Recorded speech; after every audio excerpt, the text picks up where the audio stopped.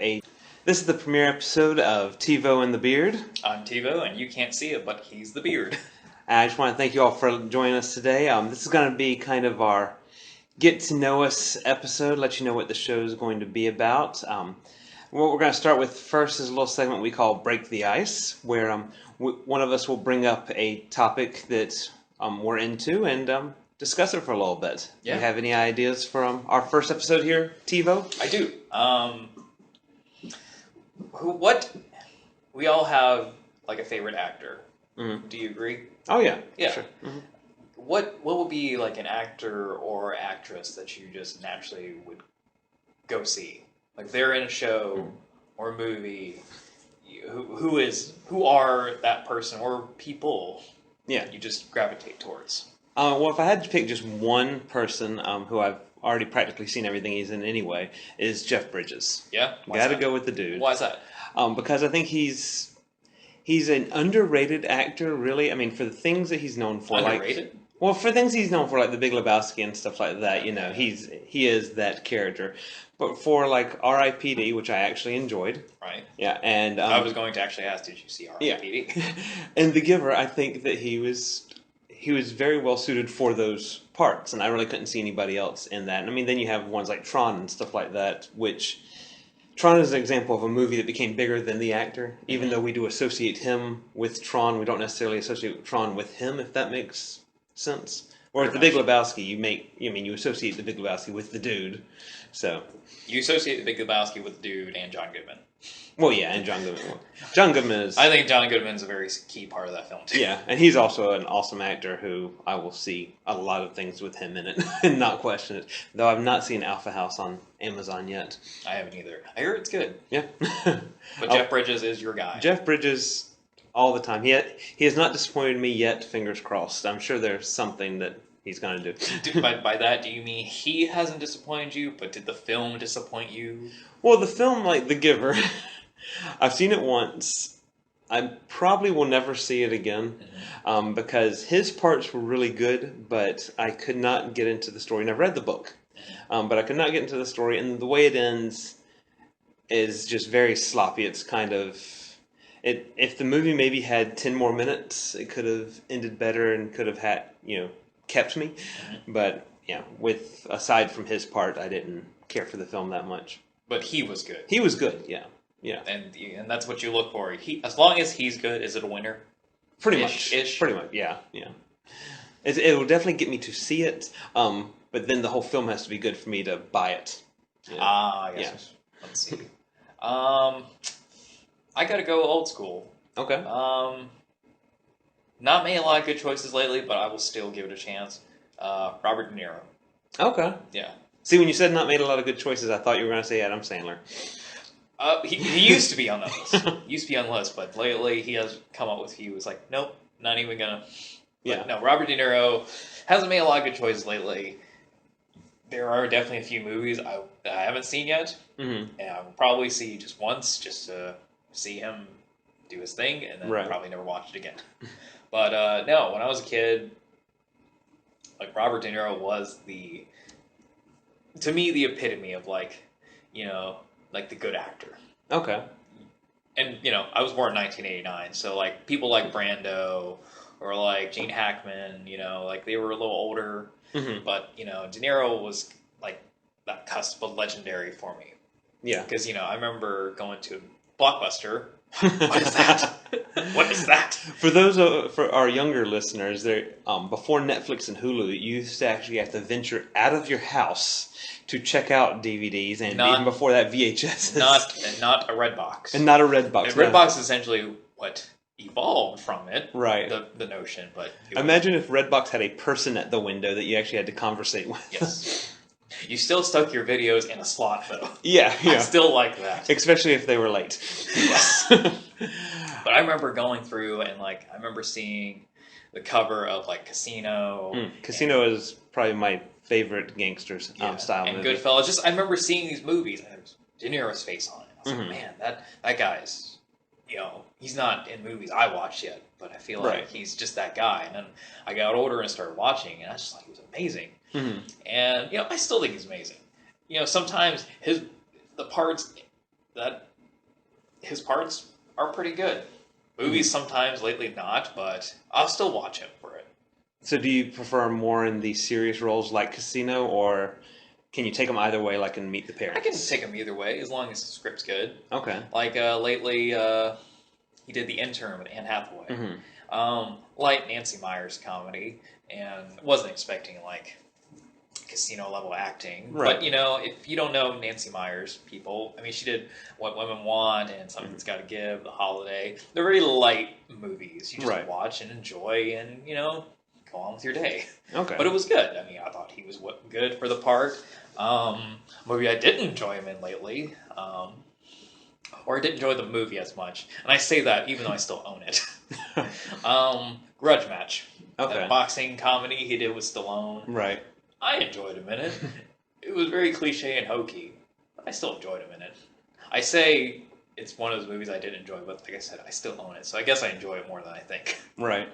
Well, I think we all have a couple of those in our collections where... You know what? Another good one I think of, movie's not great, but I have it, and somehow I still managed to really enjoy it. It's that movie Showtime he did with Eddie Murphy. Oh, yeah. You ever see that movie? Mm-hmm. Yeah. I don't know why I like it. It's not good. I will admit, It's not. It is not good, but I like it. And it will be one of those, I can't explain why, but I just like it. But needless to say, when I watched it, went for De Niro. Right. I guess two, like, modern day people I'll watch anything with. Maybe, actually, you know, let's go with three. One being Clark Gregg. Oh, of course. Yeah. Agent Coulson, who I will die if I ever meet. Viewers, I actually have a plan. My first and probably only tattoo would be Clark Gregg's signature somewhere on my body. I will get him to sign, and I'll be like, I will be back. Do you have a preference on I appendage? don't yet, but... right across the cheek? You know, that would be great, but we'll see. Clark Gregg, you know, he hasn't done much in terms of, like, say, like a De Niro, but let's say, like, that Aubrey Plaza movie that came out a few years ago, The Do List. Great cast in it, if for anyone who hasn't seen it. But let's just say when I heard Clark Gregg was in it, I was immediately going. Sold. Yeah. I was sold. You know, I'll YouTube bit parts in episodes of TV he has done in the past just because I want to see Clark Gregg. So that's definitely somebody. Like New Adventures of Old Christine. Well, you know what's funny? It's kind of funny, the backstory with that. Because I remember I watched Old Christine because I'm a big fan of Julie Louis-Dreyfus. Right. So it was like, oh, cool, she's got a new show, let's see. And, you know, the ex-husband character was, of course, played by Clark Gregg. And I don't know if we were supposed to hate that character or like him. But I just remember, I like you. Oh, yeah. I don't know if I'm supposed to, but I like you. I think I actually liked him more than any other character in the show. And then, that was before Agents of S.H.I.E.L.D. Oh, yeah, it was before. I didn't even know his name. Yeah. Didn't kind of care. I was like, oh, well, you're cool. And then Iron Man came out, and he comes in as Agent Coulson. I was like, hey, old Christine guy. Right. Cool. I think that was probably everybody in the theater right there. Yeah, it's like, cool. Good job for being in a major motion picture. Good for you. Exactly. And then Iron Man 2 came out. Oh, you get to come back? And then Thor, it's like, you're a real character now. And then, well, you know, evolved into the Avengers, and, you know, his character unfortunately died and resurrected with S.H.I.E.L.D., and we all... And if that's a spoiler for you, this might not be the right podcast for you. I agree. But it just evolved from there. So Clark Gregg's definitely one of those guys, and if he's in a movie, even as a small part, because I don't see many movies starring Clark Gregg recently. Right. I did see one. It's called Trust Me. It was okay, by the way. But I'll see that movie or TV show if he's in it. Another person is, you know, Bradley Cooper. Well, before you get to Rocket there, I was going to add with Clark Gregg, he's a really good choice because he can do the very serious roles and he can be very funny. Yeah. I mean, and he does kind of have like a dry sense of humor, but not. This is going to offend our international listeners. Not a British dry. That's true. Yeah. But yeah, there's something about him. Yeah. And I think, you know, nowadays, I think it's, you know, very popular because of Coulson.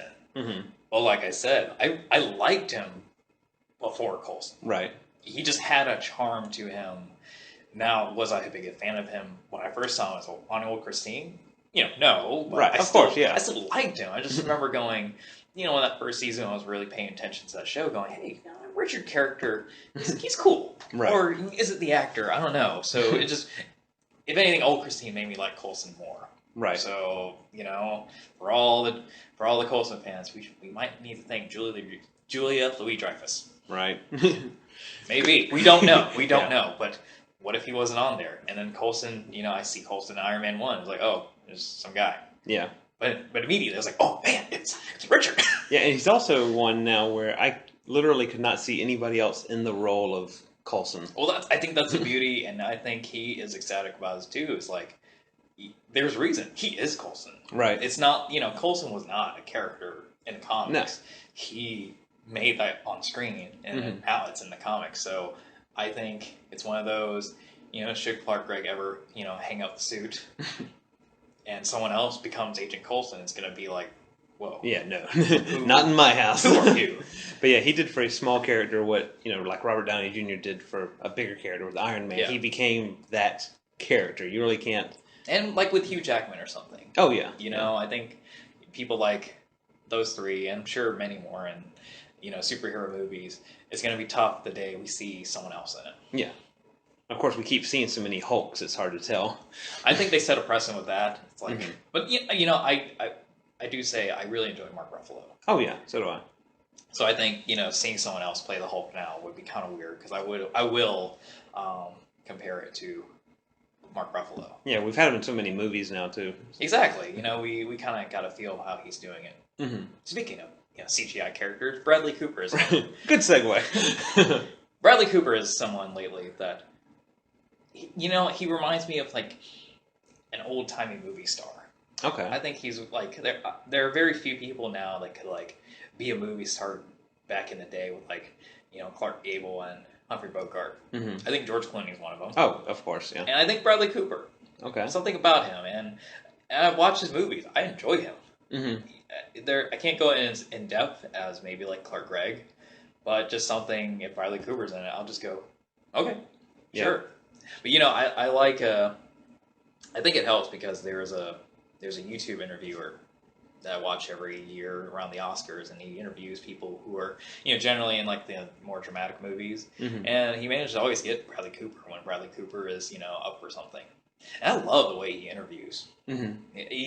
He just has a nice understanding of how acting in film works, and they don't ever sound like cliche answers. Right. So I think it's more of I like Bradley Cooper, and then he just happens to make really good movies to me.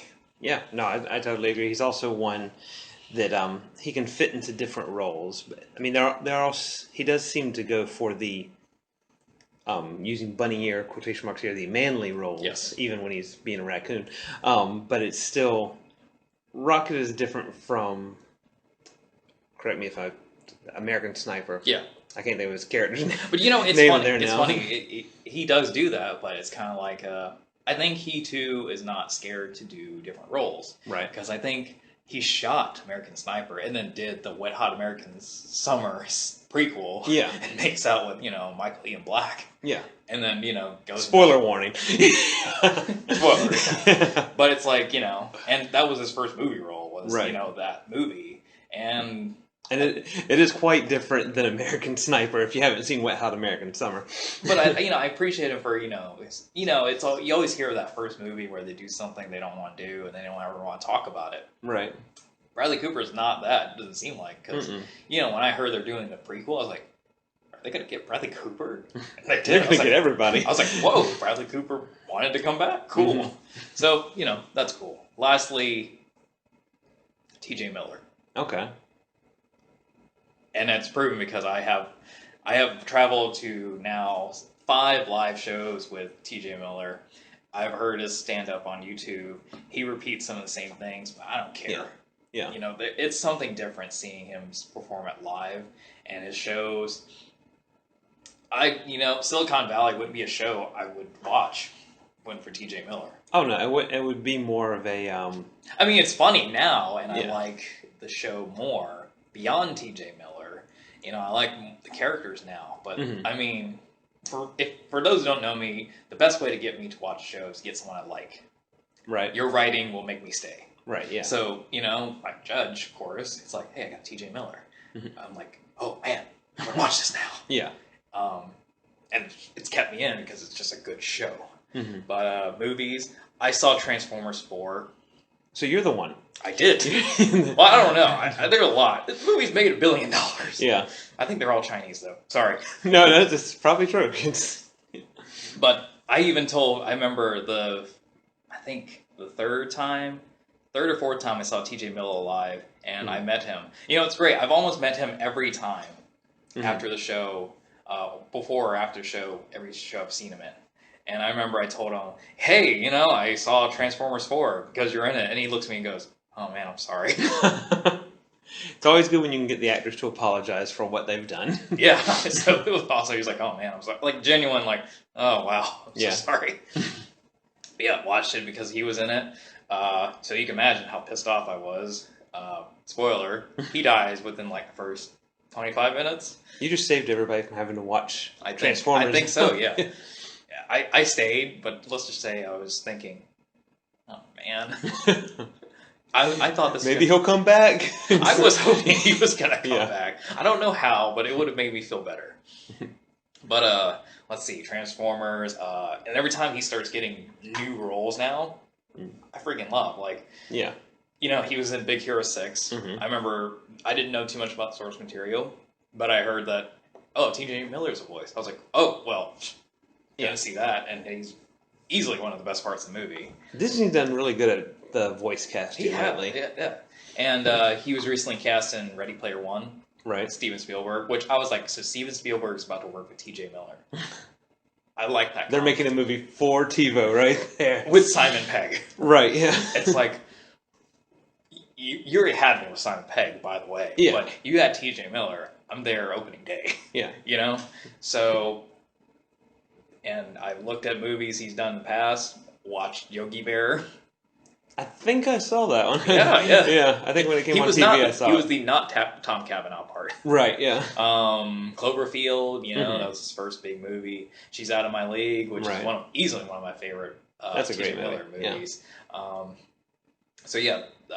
Yeah. Those four I listed, generally if you want to get me to watch something, if you have one of those guys, So you got a lot of guys in your ball field there. What about a female or two? All right, well, let's I'll think about that one. What's the female with you? Well, you mentioned Anne Hathaway, and I gotta say she is definitely towards the top of that. Anne Hathaway list. is towards the top to me. There's been a couple that she's done that I go, maybe that's not my demographic. So Princess Diaries?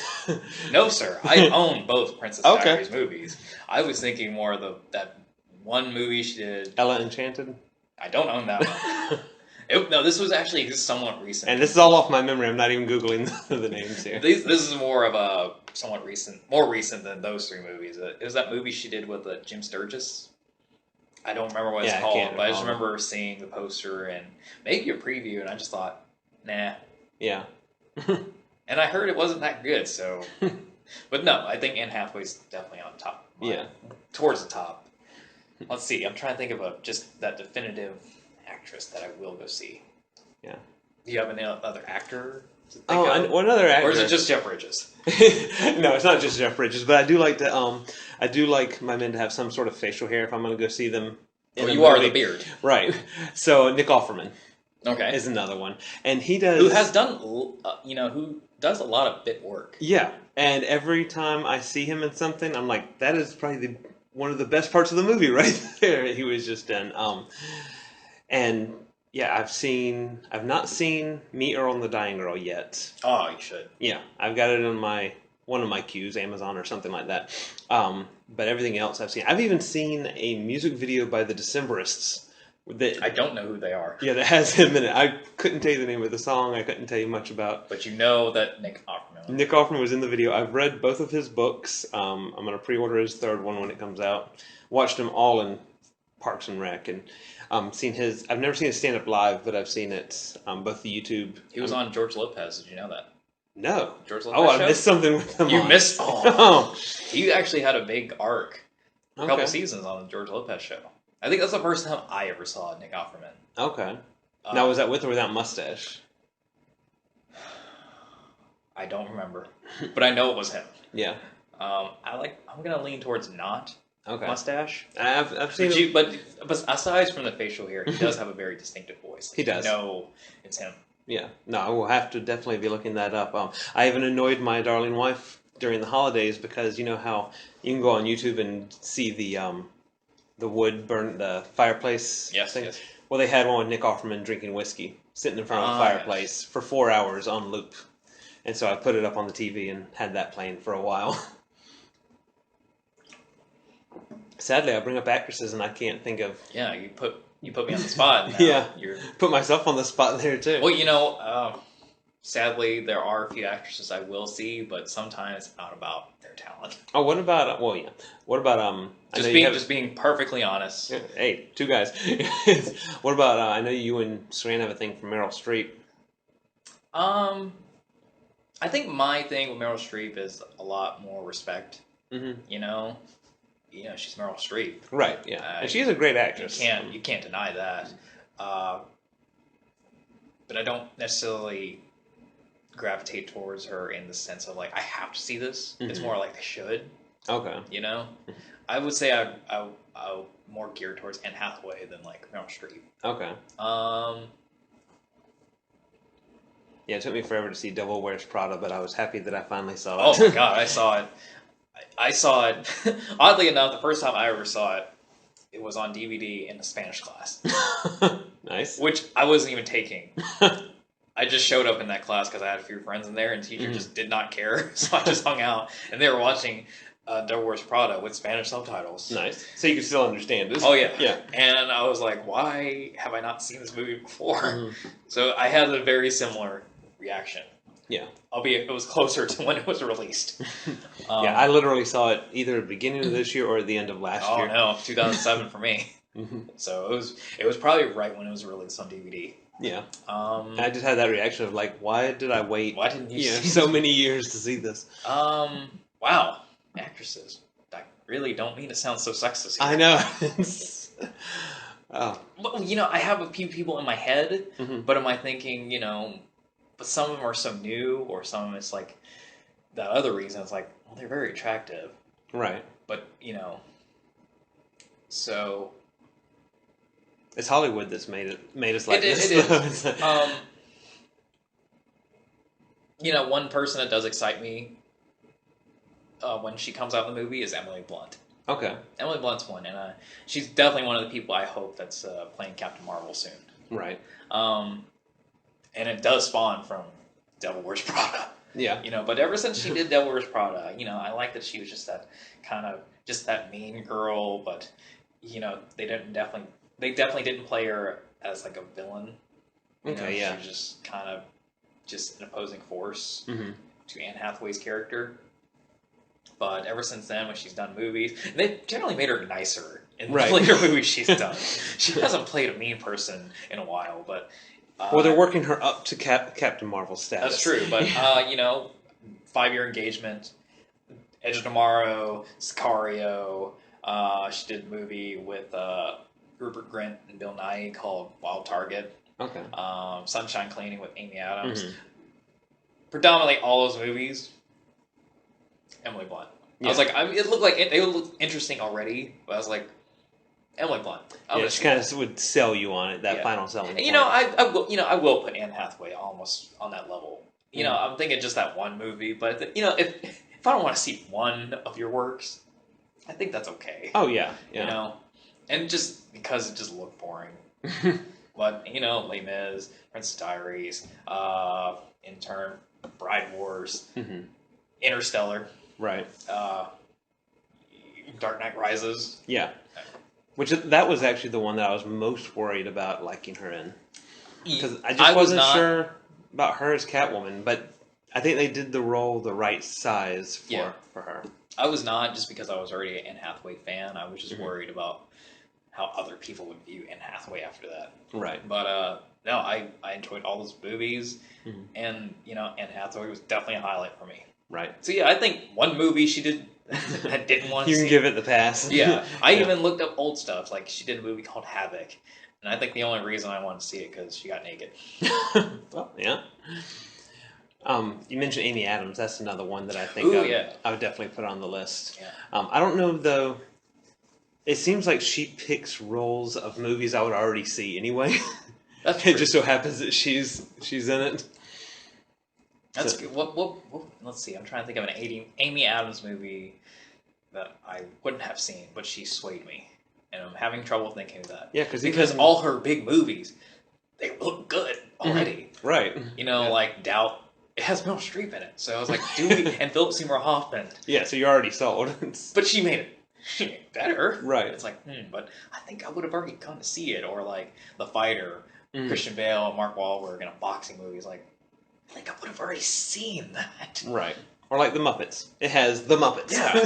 So I think I would have already seen that. She did really well in that part, and I enjoyed her in that part, but or I was going to see it anyway. She's Lois Lane now. It's like, right. But it's Superman. Yeah. I think we already would have seen that. Mm-hmm. So I think it's a good choice, though. But I will say Amy Adams has not disappointed me. Right. Yeah. Yeah. Even as Amelia Earhart in, what was it, Night at the Museum 2? 2? Yeah. Yeah, I think it's 2. Yeah, even that when I wasn't expecting to see her in it, I was like, she did really good as Amelia Earhart. Yeah. But I think that will be my group of people. I mean, we all have more. Oh, yeah. But I think, It's also one of those lists you really can't number because everybody moves all the time. One of the most difficult questions people ask me in terms of like movies, someone asks, "What's your favorite movie?" I can't answer that. Right. I really cannot answer that. I can start listing. I can start listing, and they're not in numerical order. Right. I have like a generic answer sometimes just to make them shut up, Mm-hmm. but I really can't answer unless you give me like parameters. Like, well, do you mean like in drama or comedy or sci-fi action? Like what do you want me to say? So that's one thing I really hate answering. What's your favorite movie? No, I can definitely understand that. Big Lebowski is always my go-to answer, but it's that same sort of thing. It's like, are you asking because you actually want to discuss films, or are you asking just to make small talk? Yeah. Because if you're just doing to make small talk, I'm going to say Big Lebowski, you're probably going to reply cool movie, and then that's going to be it. But, I also like things like Highlander and, Star Wars movies and Star Trek movies and all sorts of other things that are going to go in there. Yeah. And I can't say, well, I like Star Wars better than Star Trek or vice versa. Yeah. Or, my top 10, when someone even wants to hear a top 10, they're so different. Like, I'll say Silver Linings Playbook with Bradley Cooper, True Lies with Arnold Schwarzenegger, The Avengers, Friday, Ice Cube. Like, they're so different. Or Dumb and Dumber. Like, they're just, And then depending on what day they ask you, that order will be different. Some things will be off and some things will be added. Like, if I'm in a bad mood, Taxi Driver will be there. Yeah. And so I think when some people's, my go-to ones sometimes are The Avengers or like Taxi Driver, True Lies. Right. True Lies was really good. Which I actually will make the argument for True Lies. It's one of my favorite movies of all time. That's just like a genuinely good movie. It is. Which, surprisingly enough, I hope maybe this could be my platform on a higher voice. But that movie is not on Blu-ray. It has no release date. How is it not on Blu-ray? I know! Not only is it not on Blu-ray, there is only a standard version DVD for just the movie. There is no special edition. I want Tom Arnold commentary on the entire movie. Exactly. So that's surprising enough. There, Blu-ray.com, it shows you, all the editions of movies that are on Blu-ray. Right. You type in True Lies, there's nothing. Wow. And I've been looking. That really surprised me. Believe me. I just assumed that it was sitting out there on Blu-ray and I just didn't own it yet. You would think a Schwarzenegger movie, James Cameron movie. Yeah. Why is it the only edition of the movie is a standard DVD with just the movie? Wow. I know. Yeah. I have it, of course. Yeah. But where are all the Jamie Lee Curtis fans out there who want to see that scene on full HD? Where are the Jamie Lee Curtis fans? Where are the Schwarzenegger fans? Where are the Liza Dushku fans? Yeah. Where are the Tom Arnold fans? Where are the James Cameron fans? Where's the spy thriller fans? I think there needs to be a petition that needs Bill Paxton fans. Like, this movie is awesome. Yeah. Like, it's so awesome that I met Eliza Dushku once Mm-hmm. at Dragon Con, and we kind of got in a little argument over who was right on her lines. Oh, wow. Yeah, because I told her I love the part where, spoiler, but this movie's awesome. You should see it anyway. Yeah. Where, at the end, where she's hanging on the, Mm-hmm. where she's, threatening to drop the key to the nuke, Mm-hmm. before Schwarzenegger shows up. And I told her, I love that part. She's like, Schwarzenegger! And she's like, I don't think I said it like that. I was like, there's one of those really pretentious moments. Well, where, I was like, actually, I think it did. I was arguing with the person that said it. Nice. Which I normally won't do, but Right, it's because I love this movie so much that I was like, I'm going to defend my knowledge of this movie. I'm surprised you didn't have like a portable DVD player with you. I was like, see right here on this scene. Yeah. But it was just, I think it was just more for the story of I'm doing this with, I could do this with you or someone else about True Lies, but I was doing it with Eliza Dushku. Right, yeah. And it was pretty cool. Yeah. Yeah, True Lies is one of those films that actually cemented my love of the TV show Bob's Burgers. I know, right? That seems like a stretch. In one episode, I can't remember the exact season or episode number, but Bob gets a remote control helicopter in which he replays scenes from True Lies. I'm going to have to watch this episode. Yeah. And it's not like I'm not a Bob's Burgers fan. I've seen a few seasons. I don't recall that one. I was like, you are referencing True Lies. And it was for no other reason. It was just because the creators love the movie, and we're like, we're going to put it in there. Man, that could be a whole episode about how much we love True Lies. Yeah. But the True Lies special edition. That should be. Yeah. The fact that there's not even subscribe now so that you don't miss it when it does air. Exactly. But that's all I got for today. Oh, that's my icebreaker. So now you learned that I love Anne Hathaway, Emily Blunt, Robert De Niro, Clark Gregg, Bradley Cooper, and T.J. Miller. Yep. I love Jeff Bridges, Anne Hathaway, Amy Adams, Nick Offerman, everybody. And surprisingly enough, I did not know The Beard loves True Lies. Yeah. So we both learned something about each other. I think we would have had to cancel the show if one of us didn't like True Lies. It's okay if one has not seen True Lies. Right. Because apparently they're not giving you a chance to. Right. It's not on streaming websites or wide variety of home media. But if you don't like True Lies, that's different. Yeah, no, that's fighting. I'm okay with people who hasn't seen True Lies, but to not like, you're right. That's. Yeah, there's a lot of movies I can give people passes on. I can even give people passes on like Blues Brothers and Big Lebowski. I'm like, well, you just haven't seen them enough times. But with True Lies, it's just like one viewing and you're gonna be hooked because it has everything. Yeah, everybody. It really has everything. Yeah, it has a great story, great action. Great this comedy. Really should be an episode because they're probably listening to this going, I thought we were talking about actors, and then they started talking about True Lies. But it all connects. We'll put a pin on it. Yeah. Because it all has great actors in it that you would see in other things. Yeah. So, well, I think that that wraps it up for this episode. We're going to do this on a weekly basis. Hopefully. Yeah. On a pretty much weekly basis. Right now, you can listen to us on YouTube, which sounds like a weird sentence. We're working on... Oh, people do that. Yeah. You can have it playing in the background while you're playing a video game or while you're at work or something like that, because we're going to be family friendly. And now with YouTube Red, is that what it's called? That's the thing. You don't even have to apparently be on YouTube to listen or watch things. Right. Which, if you want to pay for that, all the best. Yeah, go for it. We're not sponsored by YouTube or anything, though, so do what you want. I don't have YouTube Red, by the way. No, neither do I. It would be nice, but... I tried it out. It really wasn't... Really? For me, I'm not going to say whether it was worth it or not, because when it's free. We're hosting it on YouTube. So. Well, when it's free, it was totally worth it. Get it. Yeah. So you can look us up on there, and hopefully soon we'll be on iTunes and Stitcher and all the other podcast formats. But until then, we'll see you next week.